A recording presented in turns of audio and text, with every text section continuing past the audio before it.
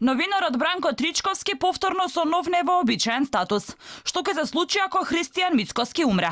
Вака го започнува своето Facebook обраќање Тричковски.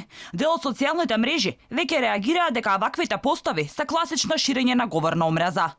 Погреб. Што ќе се случи ако од COVID-19 или 20 сеедно умре Христијан Мицкоски? Погреб, breaking news на Алфа и Телма, трогателно читање на телеграмите со сочувство од Заев, Груевски, Мане Јаковлевски, Митко Јанчев.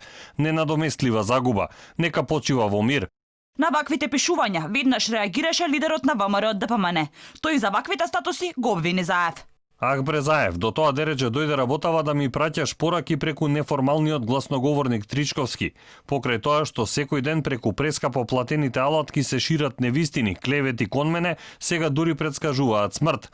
Ама тоа мене не само што не ме плаши, туку ме прави уште помотивиран да истраам со народот во заедничката борба и фактот дека сме на правиот пат на рушење на оваа мафија.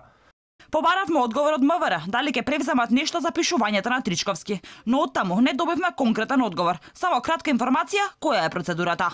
Секторот за компјутерски криминал при МВР во координација со обвинителството постапува по случаите каде има говор на омраза или загрозување на безбедноста. И од обвинителството добивме кус одговор. Обвинителството ги следи информациите и ќе постапи согласно своите надлежности доколку бидат утврдени елементи на кривично дело. Ова не е прв пат. Новинарот да пишува вакви статуси на социјалните мрежи. Во април годинава, тој исто така имаше слична објава на Facebook, во која се споменуваше прашањето што доколку Христијан Мицкоски умре.